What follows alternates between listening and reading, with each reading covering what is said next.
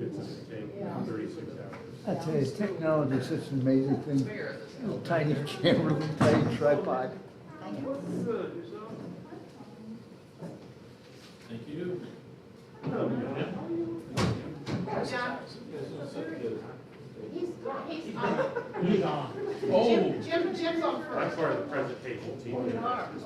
Or maybe I'm Jim's part of the presentation. on second. Oh, Front row. Yeah.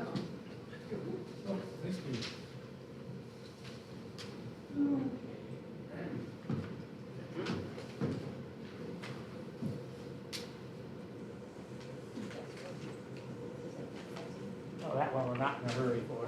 Oh, okay.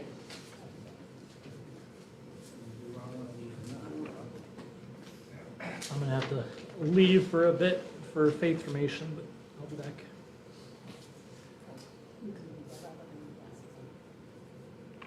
Well, good morning. Good morning. See you all. Last week we were talking about the beginning of the Lutheran Church in Virginia, and we went up to the 1790s. So I thought we'd take a little hiatus for that. We'll get back into the 1790s in a while. But for right now, I think it's very good that we have with us Jim Larson, Pastor Jim Larson, who served at Hebron. Huh. And so I invited him to come this morning and talk about the stories of and the people from Hebron Lutheran Church today and the stories that they talk about in terms of their origins. Because every congregation has got the stories and myths that it goes by in terms of how it came about. And better to hear it from kind of the horse's mouth than for another person recounting it. So I invited Jim to come this morning and to talk a little bit about Hebron and its early life, and he wants to expand on that. He's perfectly welcome to do so. So you're on, Jim.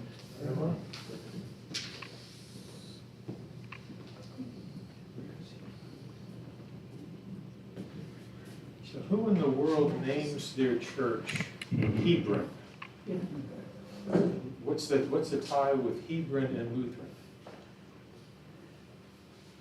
The story that is passed down at Hebron is that this group of settlers got to the valley where Hebron is, looked around and said, gee, this looks a lot like home did back in Germany. Why don't we stay here?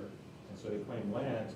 And they said, well, we've got to call it something. What shall we call it? Somebody took a Bible, let it fall open, and without looking, stuck their finger on a page, and it was in the Old Testament, and it happened to be referring to Hebron, where David was king. And that's their story of how it became Hebron. They have a very similar story for how Syria, Virginia, which is just up the Rose River Valley from Hebron, about 5 miles, how it got its name was apparently in the same fashion. So, I don't know. The story that is told in Madison about Hebron's beginnings is that a group of Germans in late 1716, early 1717 was leaving the Palatinate region of Germany, which is interesting because that was mostly a German Reformed area and not so much a Lutheran area. But nonetheless, that these Germans were going to settle the New World, and so they boarded a ship. And nobody knows whether that ship was in Bremen or whether it was in Amsterdam, but it stopped in London in order to take on supplies for the journey. And when it stopped to do that, the captain of the ship, who owed he was in debt for previous voyages, was thrown into debtor's prison. And so here's a boatload of Germans at the quay with knowing nobody in London, no plans to spend in London, and they spent 4 to 6 months spending their passage money a little at a time for food and other necessities while they were waiting for the ship's captain to right his affairs and be able to continue the voyage. So now they're there to continue the voyage and they don't have their passage money. And so the ship's captain happened to be in contact with an agent for Colonel Spotswood, who would later become governor in Virginia, who had 4 years before started an iron mining enterprise in what we now would call Germana, just west of Fredericksburg. And he needed some more miners. Now, these Germans weren't miners, but they were planning on coming to the New World, and so the agent convinced them to sign letters of indenture in exchange for their passage. There's a competing story that simply says that they got on the boat, everything went fine, except until they hit a storm that instead of going to Philadelphia, they ended up coming in through Hampton Roads. I don't know the truth of either one of those stories. I do know that they ended up at Germana serving a 7-year indenture in exchange for their travel. I also know that a number of them had to enter into a lawsuit against Colonel Spotswood, filed a lawsuit with the governor, because after 7 years, Colonel Spotswood said, "You didn't work hard enough. You need to work 2 more years for me," which the governor disagreed with, and there are in the colonial records of Virginia his decree that they have served their time and are free to go. And so go they did. They followed the Rapidan River west from where they were, and it has several tributaries, and one of them is the Rose River. They followed that until, like I say, they got to a place. They looked around and said, "This looks an awful lot like where we came from, low hills with a little bit higher hills and mountains in the background." And Hebron is set in just a gorgeous, gorgeous setting. They then sent some back to, it was then Culpeper County. No, I take it back. It was then Orange County. Culpeper hadn't yet been carved out, and then Madison County got carved out of Culpeper later on yet. But they then patented lands around, and you still see, looking at a map of those early land grants then through the area, you still see those surnames in Madison County quite regularly. And most of them have ties, and most of them have membership at Hebron. So the Kruglers are there, and the Carpenters, which came over as Zimmermans, but you know what happens, you come with a foreign name and somebody wants to make it English again. So Zimmerman, which is carpenter, room person, room maker, becomes carpenter. Blankenbakers. Yeah, Blankenbakers are there, and Utzes. There aren't a lot of Utzes But there's left no in there, the county, but there are some. Was this And- in the early 1700s? This was, yeah, they got to the lands that they established in 1725, around November, around what became Thanksgiving. It wasn't yet at the time. So onset of winter is not a great time to settle a place, but they did it, and they managed to live through it. They created log cabins, and one of the structures they created was their first church. And that lasted about 15 years before the termites did it in. And they built then a structure, a post and beam structure, which is still there and in use in 1740. I used to get a kick out of giving tours, because a lot of people who are historical interested, tied in with the Germana, come to see, and people from far away who know that they have roots there come, and so it's not unusual at all It was not unusual for me to be working in my office on one thing or another, on paperwork, or they're waiting for an appointment or something, and a car drive up with, you know, out-of-state license plates, and somebody is just coming to, you know, to see what they can see. And so you open the church up and you share some information with them. But I always got a kick in those occasions out of, you know, telling them, okay, we're standing in the 1740 part of the structure. It's still in great shape. They used heart pine, you know, southern yellow pine. They built it well, all hand sawn, use hand axes and everything else to shape it. And you see the pin oak pegs that are holding all the mortises and tenons together. And I said, now if you step back here, you'll be in the new edition. This new edition was put in here only 207 years ago. It was 1800. You know, just in time for when they were just about done with that, they ordered from David Tannenberg, who was the first of the really good American organ builders. He was first generation to come to this country. He had learned the trade back in Germany, and Hebron still uses the 1802 Tannenberg organ, the second to last organ that David Tannenberg made. He was too old to bring it and install it himself, so his son-in-law who worked with him was the one who came and installed it. It cost them 150 pounds sterling in 1802. I was surprised that in 1802 they still were taking pound sterling as legal tender in transactions, but they were. You know, it's just got one keyboard? One manual. One manual, 8 stops. You know, and we think, gee, for just 50 pounds sterling more, they could have had a pedal board on it too. You know, and it's fun to play because the white keys are ebony and the black keys are ivory. So the keys are backwards on it.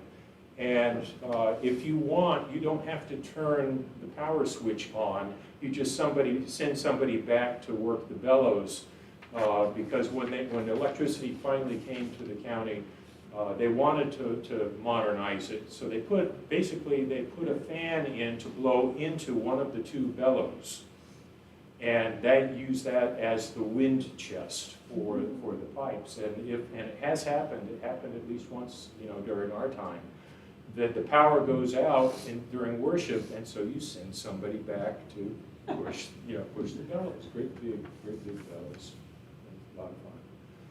And the Historical Organ Society people love to come there Yeah. and play it with somebody working the bellows. They all want to take turns playing and doing the bellows. It was a great joy for me to serve in a place that had that continuity and the amount of history that goes back. The struggle in such a case is, as I was talking with Harvey, I said, it's not becoming flugy-birds. Flugy-bird, it was an example used by President Hoover. And Madison County is the only place I know of that celebrates Hoover Days. Celebrates a visit by President Herbert Hoover in 1932 or 3 or whatever, I don't remember what.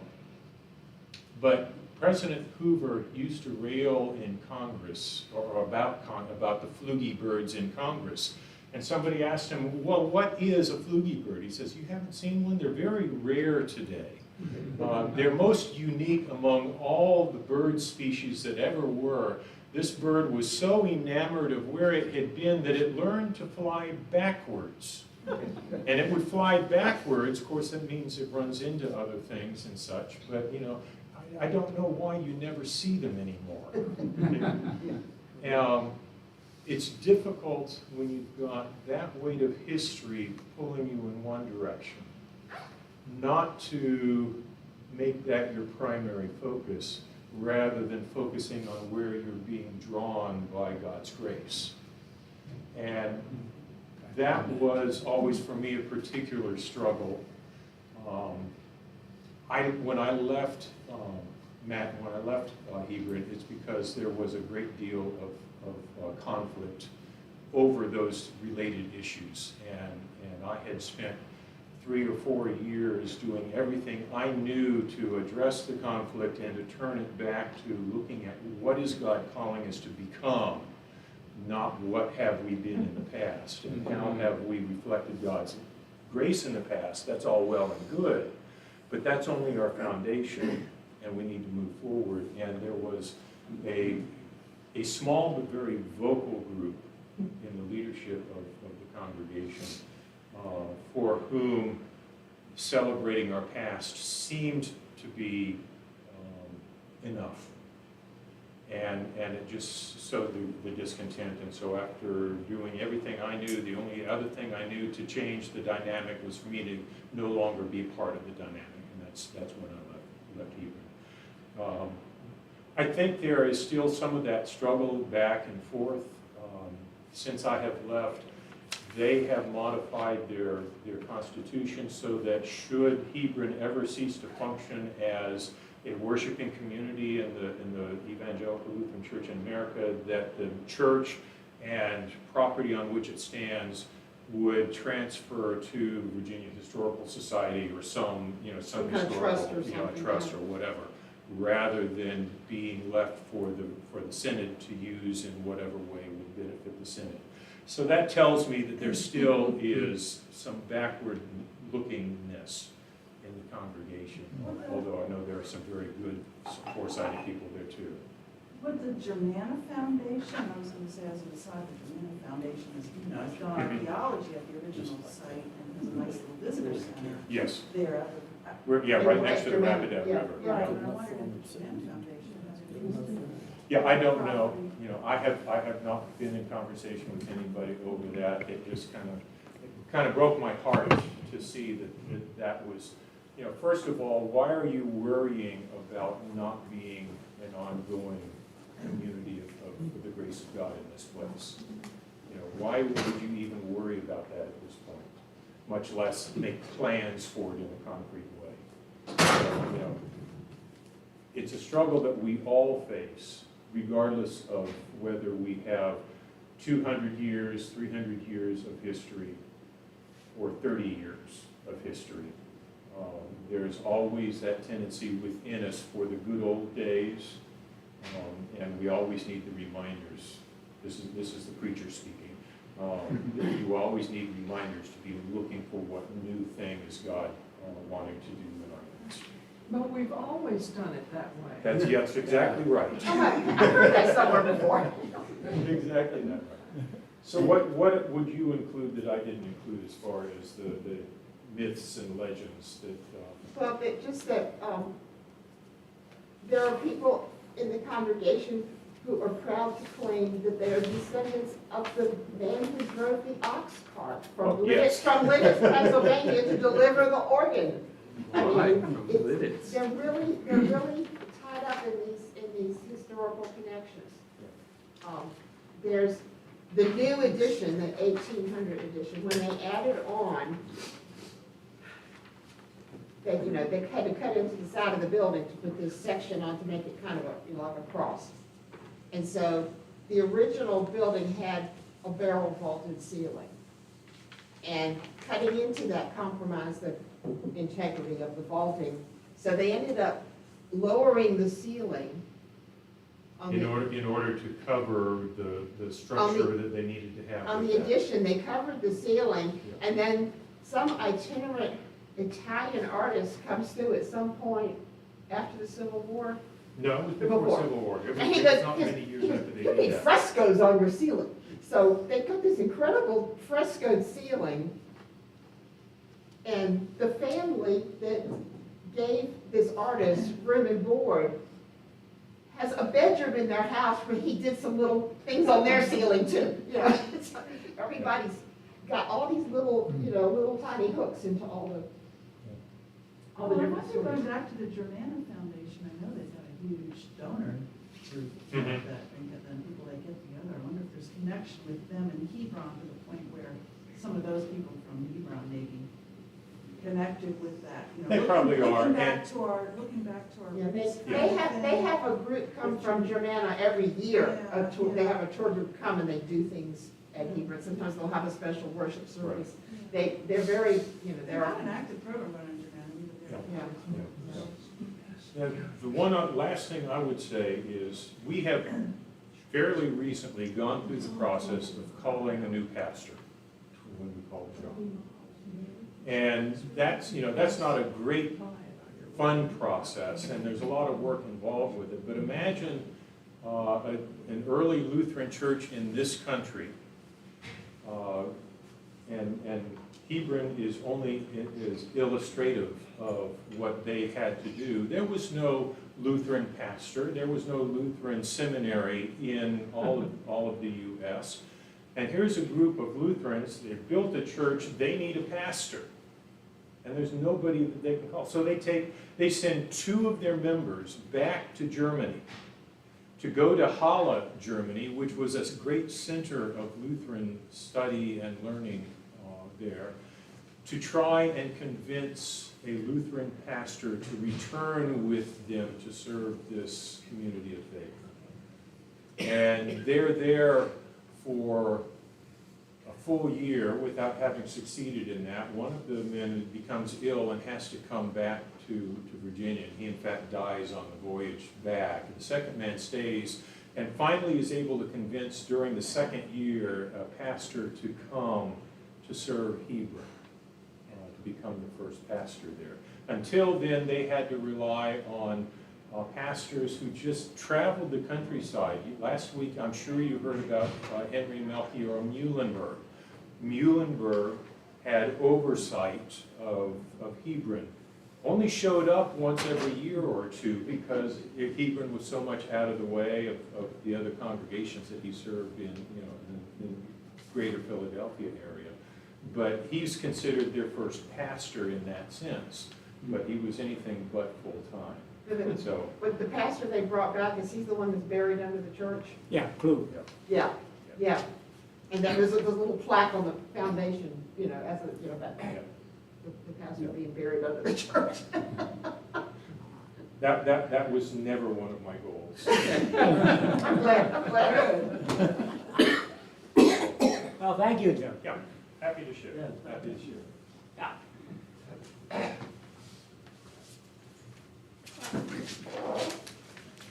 I originally said we were going to have this class, we would try to get from 1800 to 1900 today, but I decided to give up on that.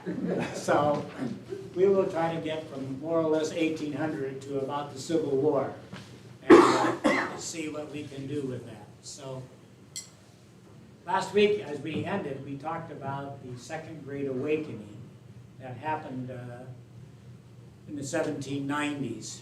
And that becomes important because it expresses some of the historical realities that were going on at the time. We'll notice that in 1787, there were a number of things that happened together. The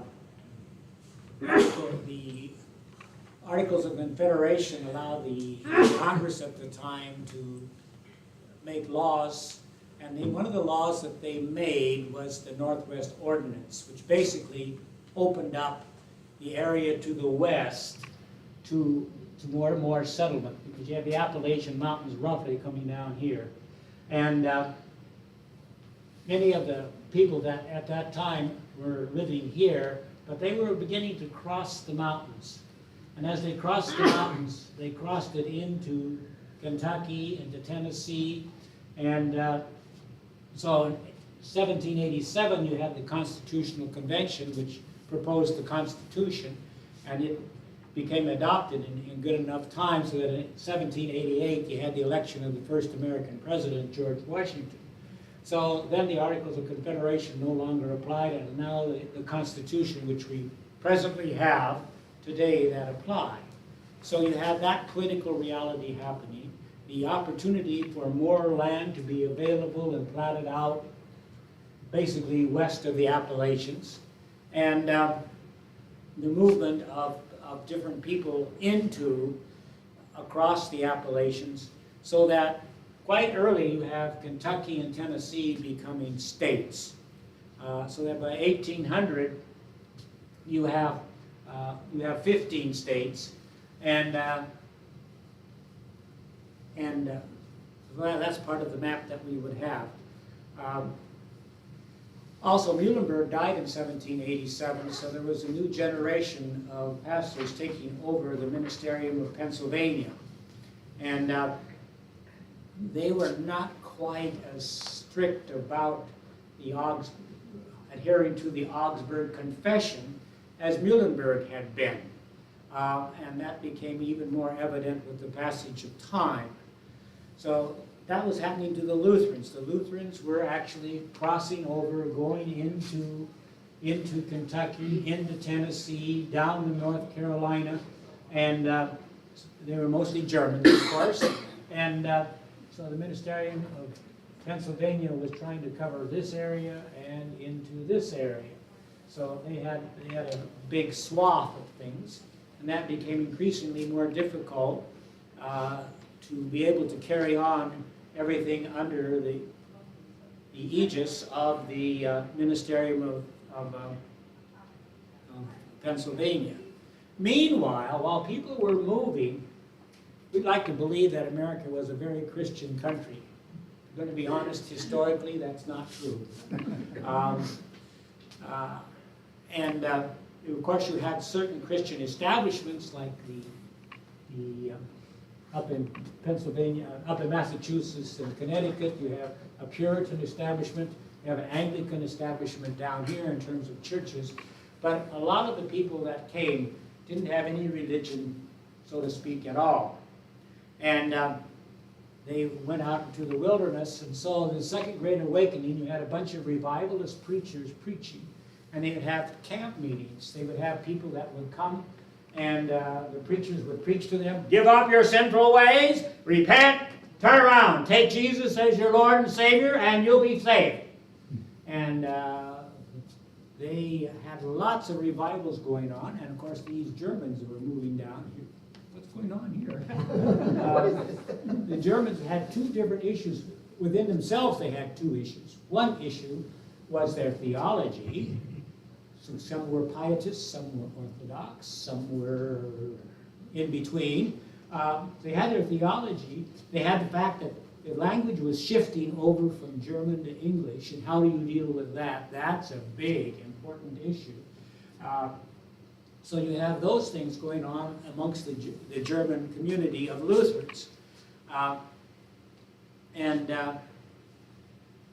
While that's going on here in the United States, over in Europe, you have the French Revolution, and you have out of that Napoleon Bonaparte coming to power, and many different Napoleonic wars, which took you up to 1815, and the defeat of Napoleon. So, but remember, the French Revolution was in some ways anti-church and pro-reason. And so that just expressed some of the realities that was going on. Remember that before we had talked about the growth of rationalism, and that rationalism was becoming stronger and stronger in Europe and in America as well, and in England. It expressed itself sometimes in European churches with pastors preaching sermons, and their sermons had nothing to do with God and a lot to do with practical things, how to have a better garden and some of this kind of things. So that was one of the realities that was going on in the midst of the Orthodox and Pietist disputes. So rationalism was there. You had Voltaire, who right before the French Revolution was a very strong rationalist. So that you have this mixture of things that is going on, and it's important to know that that wasn't on just one side of the ocean.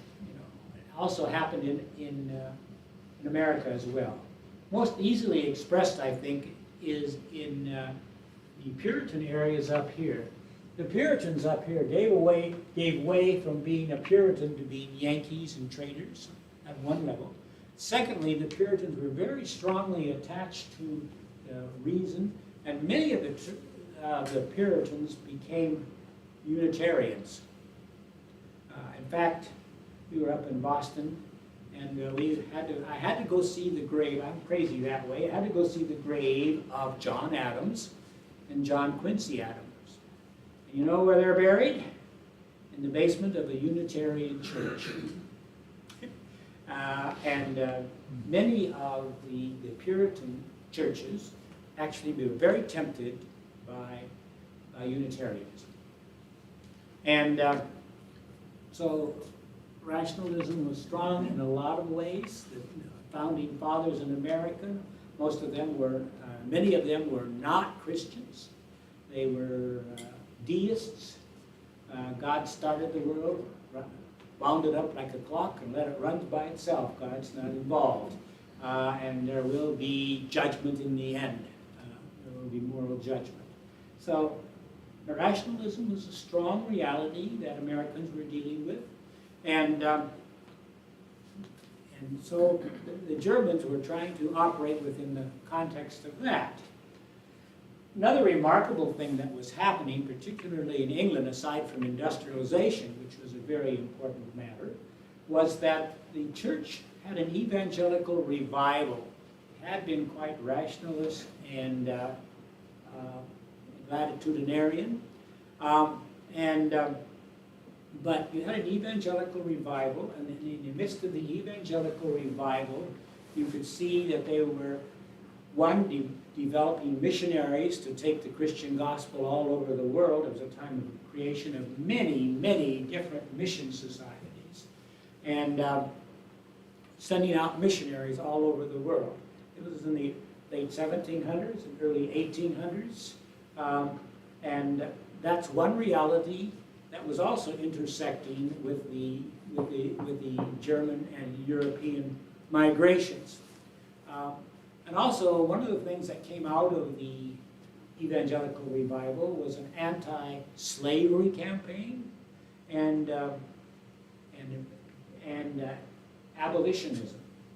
So that this was a great revival in that way. William Wilberforce is mostly famous for that. And so you had the growth of abolitionism happening. And at the same time that that's happening, you go down to note that Eli Whitney discovered how you could make the cotton be separated from the seeds and made the cotton gin and made slavery, which had been something of a financial questionable activity, made it very profitable. So that slavery then had economic reasons to become even stronger than it had before. So these kinds of things were going on. Meanwhile, this kind of happens if you have one idea or thought that is dominant, there will bubble up other alternatives to it. And one of the alternatives that was bubbling up, beginning to bubble up against the rationalism, was Romanticism. And you could see that with Wordsworth and Coleridge in England.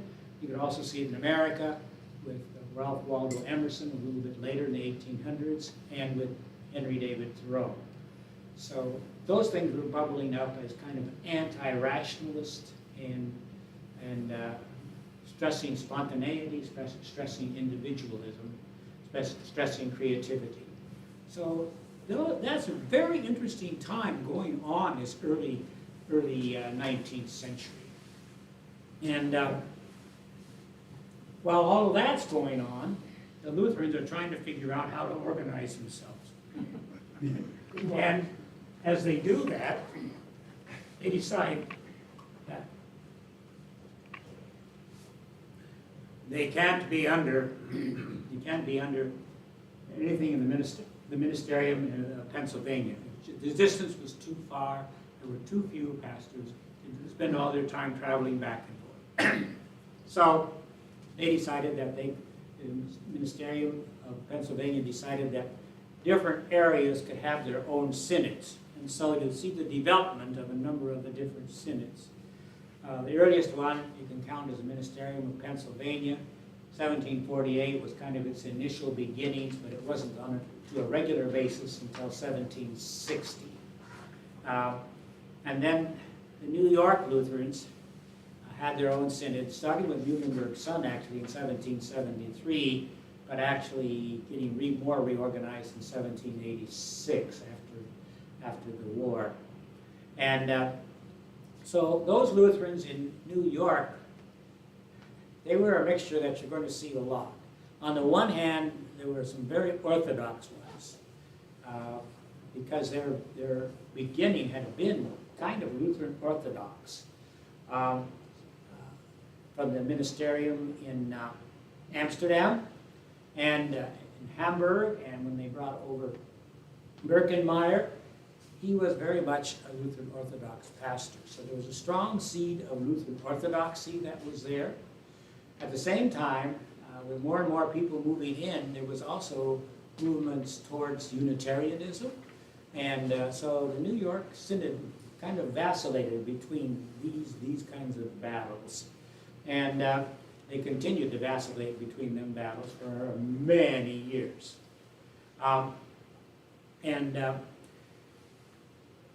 They treated Virginia as a special conference in 1793, still under the ministerium of Pennsylvania, but they could have their own conference and they could do a lot of things on their own. North Carolina became a synod, the pastors and congregations there in 1803. Tennessee in 1820. Tennessee started off very, very strongly confessional and tending towards Lutheran Orthodoxy. Maryland and Virginia was founded in 1820, that synod, about 10 days before the creation of the overarching General Synod. The Ministerium of Pennsylvania had said, let's see if we can find a synod for the whole area of the United States, and have independent synods be part of that. So that's what they were trying to do, and they organized that in 1820. And, well, that's a synod that lasted until 1917, more or less, but it had lots of difficulties along the way. The General Synod was founded to start a seminary. Prior to this, the only way you could become a pastor in America would be to be one over in Germany or in Sweden, and then come over to America, and then you could become a pastor. Or you would study under a pastor in the United States, do theology with that pastor, and then when he thought you were good enough, then you could be checked by the ministerium to see if you were theologically correct and a decent person, and then they could authorize you, they could license you. They would usually license you to be a catechist and so forth, kind of like an intern, and then they would ordain you. So you could be ordained through the synod, or you could be ordained internationally. But there was no training school for pastors. And so Samuel Simon Schmucker, he decided we need a seminary. He was a very well-educated person because he had gone to University of Pennsylvania at the time and to Princeton. So he was rather well-educated. He looked out at this world with all these revivals going on, and he ended up saying, we need to train pastors. So he was instrumental in the founding of Gettysburg Seminary, which was founded in 1826. And later on, then, they also helped to found Gettysburg College in 1832, which says something about Lutherans. They like seminaries and they like colleges. And you look around, they will create both. That's what they do. Schmucker, as he looked at this revivalistic world in which he lived, Schmucker ended up saying, we need to train pastors, to have them be educated in a proper way. And then we can certify them that they can be ordained. So that was a good theory, but he also was rather loose with his confessions, with the Lutheran confessions. But in fact, he decided he could revise the Augsburg Confession to make it a bit more suitable for America with all this revivalism going on. He would kind of try to create an American Lutheranism, and he got opposition to that in a number of places. And so there was a great controversy brewing in the Lutheran Church. Some synods would join the General Synod, and then they would leave the General Synod. That was a process that would go on. All of that just was happening within the context of many other events going on in the 1830s, in the early 1800s. This map here shows you what the country looked like in 1800. You can see you have your original colonies plus Kentucky and Tennessee. Georgia is rather long here, and as time goes on, it stops all at the Mississippi River. But in 1803, President Jefferson got the Louisiana Purchase, and suddenly the country becomes this large, doubles, in 1803, after Jefferson got the Louisiana Purchase. 1804, 1805, he sends Lewis and Clark. He wants them, they start off here basically from St. Louis, and they go up along the Missouri River over to the Rocky Mountains, across the mountains. They end up going down the Snake River and the Columbia River and coming out to the West Coast. So America's making a claim now for this whole area. Down here you have Texas and you have Mexico. So, so you can see in a relatively short period of time, the United States is going to claim a lot more land. You're going to get into this whole thing of the manifest destiny theory, that we should go from shore to shore. That theory didn't pay very much attention to the indigenous people that were living there,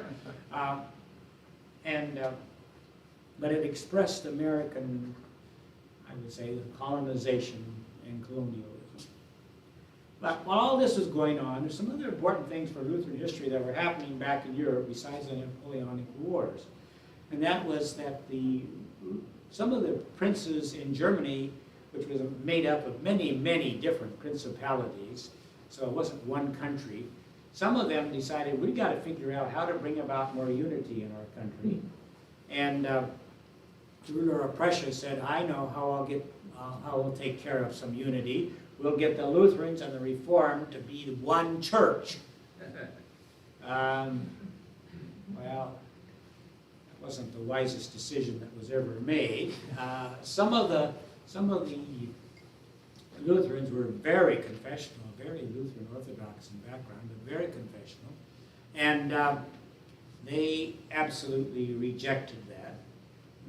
They will end up leaving Prussia and coming to the United States. But some other things happened in the U.S. before they could do that. In the U.S., in the early 1800s, you can look at the whole time from 1820, when you have the Missouri Compromise, because you have over here the state of Missouri, and Missouri, you had this big debate because as more states were created, you have the creation of Georgia is here, but then you have Alabama and Mississippi. Florida got added in 1820 as a slave state. So you have this whole area becoming slave states. You get over here to Missouri, you get into this big argument, and they finally have to compromise as they come up with it. that Missouri could be a slave state. And they tried to draw a line across what would be slave country, slave states, and what would not be slave states. And this is a controversy that takes up the whole rest of the American politics and reality from the Missouri Compromise until the Civil War. That decision about slavery really affected the churches in a very deep way. Because the Baptists and the Methodists, among others, but all churches, had to decide whether you're going to be for slavery or against it. Because you have, in the midst of the, let's go back a moment, growing out of the Great Awakening in the 1790s, and therefore, it came in 3 different waves. And the Great Awakening was this going around of preachers preaching revivalism. And the Great Awakening was very strong in upstate New York. Now, the only reason I mention that is because there was one preacher after the other that would come up here and preach revivalism. One of the people that listened to him was a man named Joseph Smith. And Joseph Smith had this religious encounter with the angel Moroni, according to his record of things, and he wrote the Book of Mormon.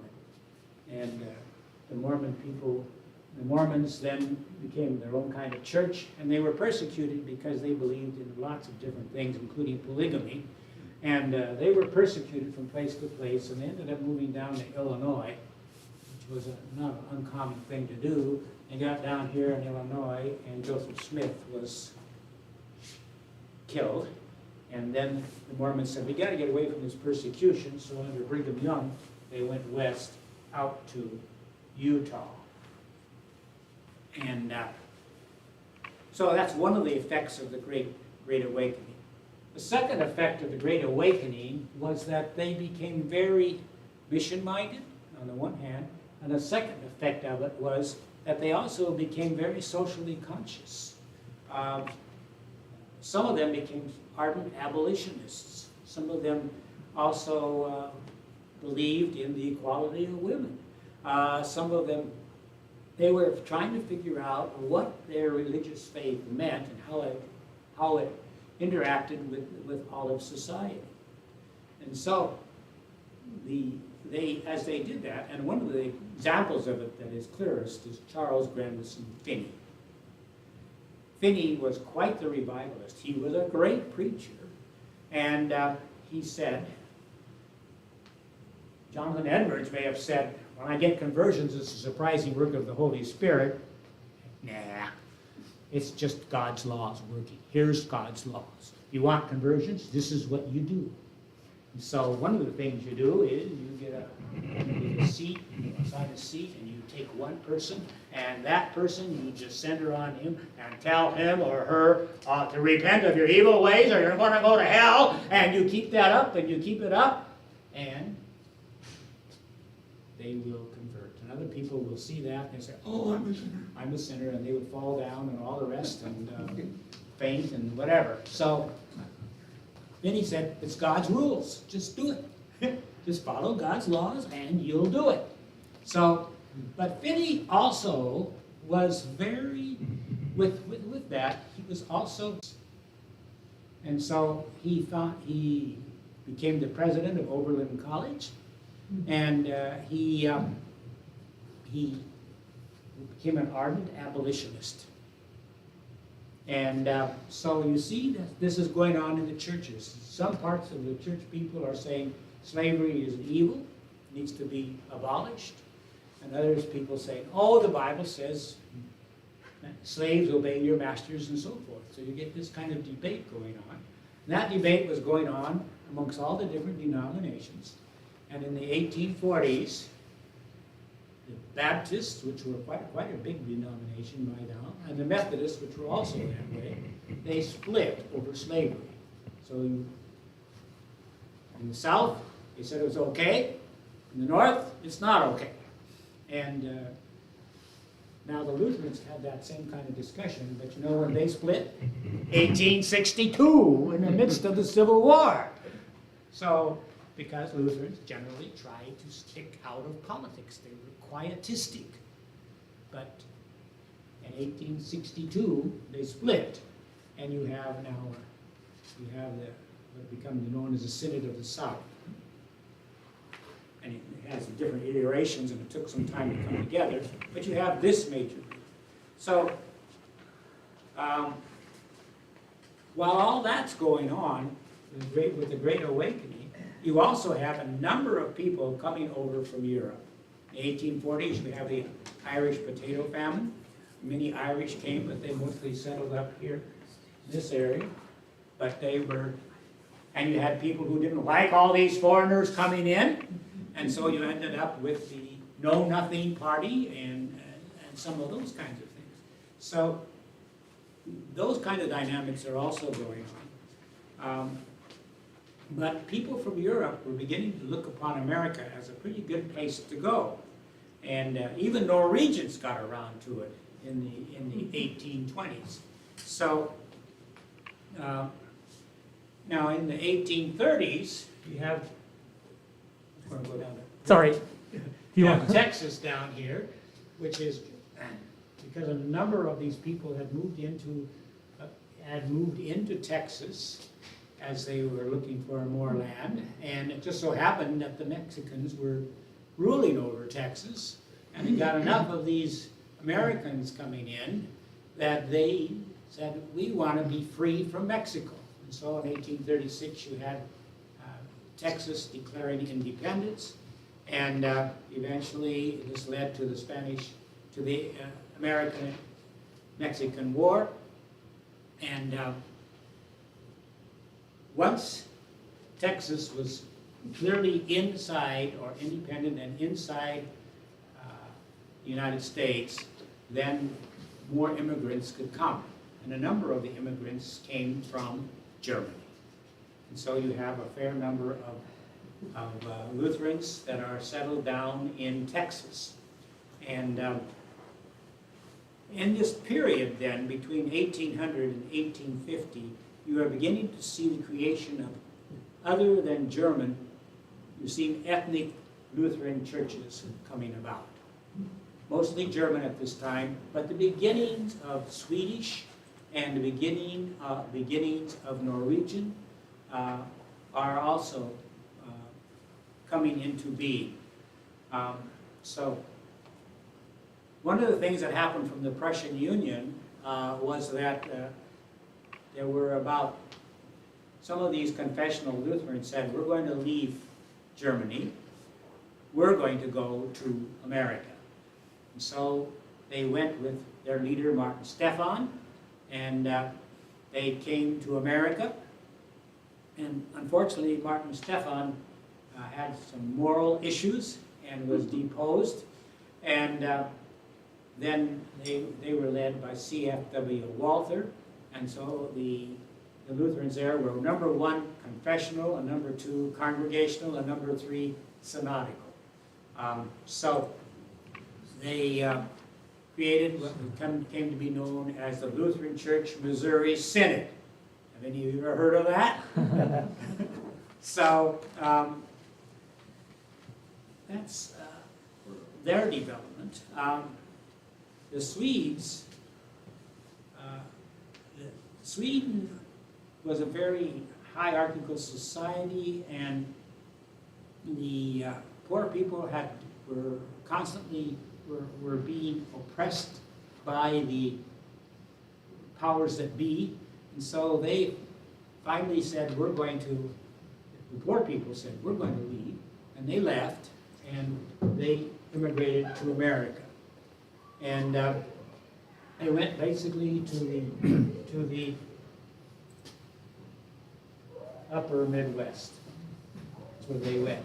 This map is 1900, was a little soon, but it shows kind of what happened later on in the 1800s. People would move and settle in the lands that were opened up, mostly through the Homestead Act, and they could settle and get their 160 acres and so forth. This map will show you where they came from and where they settled. So you can see Sweden here, lots of German. Now, the Germans went many different places, but if you look at the second grouping of people, you would find that from Canada, it would be Norway up here, Norway here, and Sweden, and you would find strong Swedish undercurrents here. So that's just to talk a little bit about the immigration. When the Missouri Synod was formed, was it principally in Missouri, or did it cover most of the lands No, to the east? it's principally Missouri, but you see, one of the things that's going on amongst the other Lutherans is that the other Lutheran synods are arguing as to about confessions. They're arguing about how seriously you take confessions. This is true for the General Synod and the General Council, and some of them were very, very confessional. Ohio Synod was quite confessional.